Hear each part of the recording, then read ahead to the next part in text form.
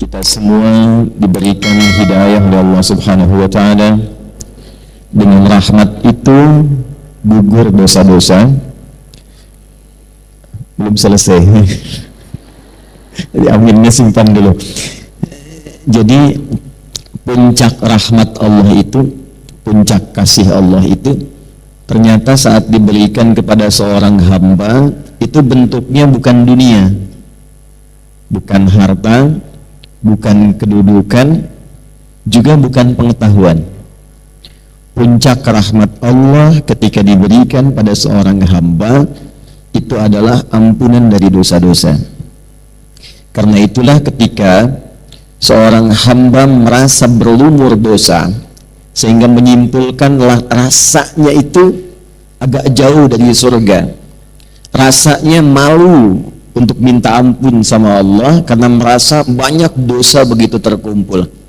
Dalam situasi itu, sifat Allah yang sempurna rahmatnya disebut Rahman, sempurna kasihnya disebut Rahim. Itu menegaskan kembali kepada hamba yang menyimpulkan tadi supaya tidak putus asa untuk mendapatkan rahmat Allah. Itu ada di Quran surah ke-39 Az-Zumar di ayat ke-53. Qul ya ibadiyalladzina asrafu ala anfusihim. Qul viralkan Muhammad SAW. Jadi terjemahan sekarang agak mulai bergeser. Kalau dulu katakan, sekarang viralkan. Karena orang sekarang manusia akhir zaman senang yang viral-viral. Kalau sudah viral, di share, like and subscribe. Wah, jadi tinggal like ayat ini, share kemudian subscribe. Qul viralkan Muhammad sallallahu alaihi wasallam.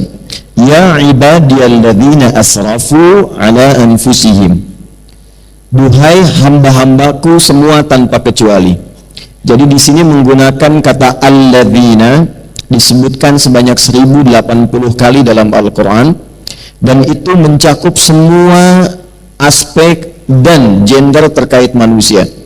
Mau laki-laki, perempuan, besar, kecil, tua, muda, sepanjang bernama manusia pasti punya potensi berbuat salah.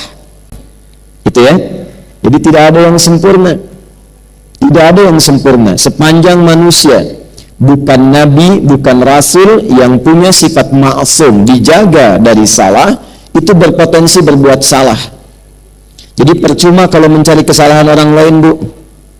Kalau suami ibu pernah salah, berarti suami ibu manusia. Kalau ibu ingin mengharapkan pasangan yang tak pernah salah, silahkan nikah sama malaikat.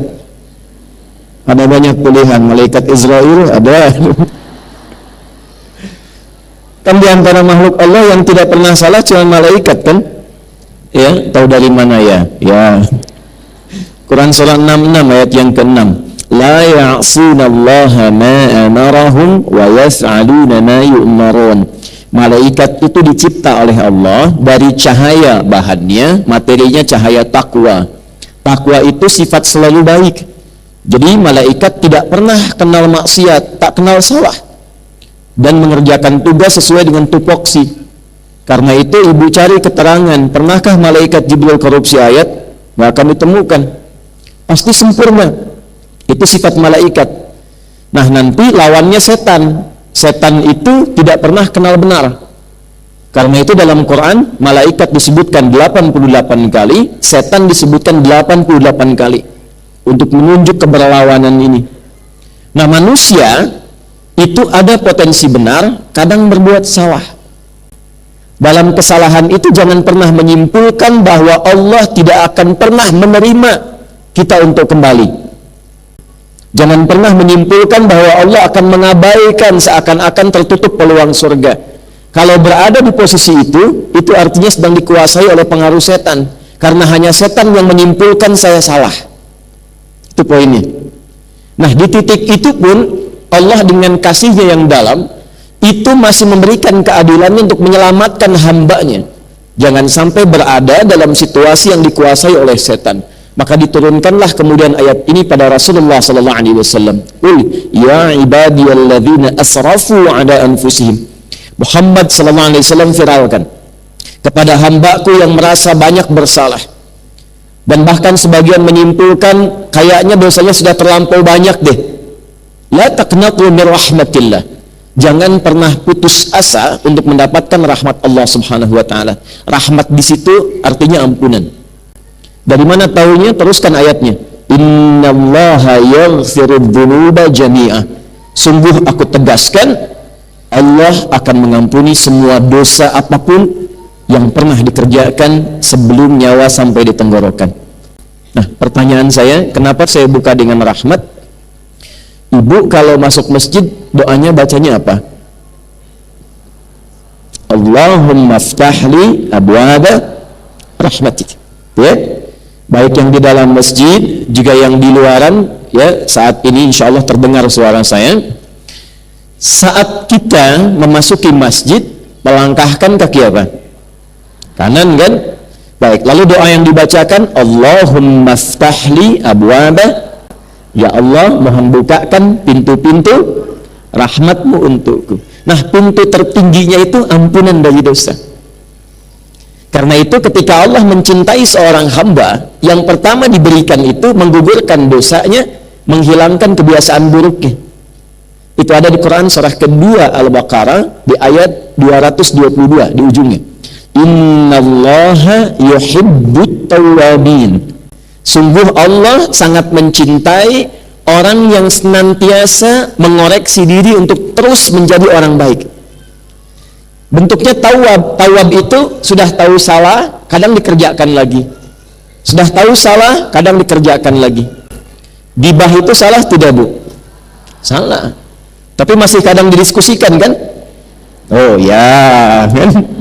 Saya enggak, Ustadz, bagus, enggak kayak ibu itu tuh. Nah, kan? Nyambung ya. Nah, poinnya adalah kalau seseorang pernah berbuat salah tapi dia mau terus memperbaiki sehingga menjadi saleh dan salehah, di saat dia menemukan titik perubahan pada dirinya, turunlah cinta Allah kepadanya.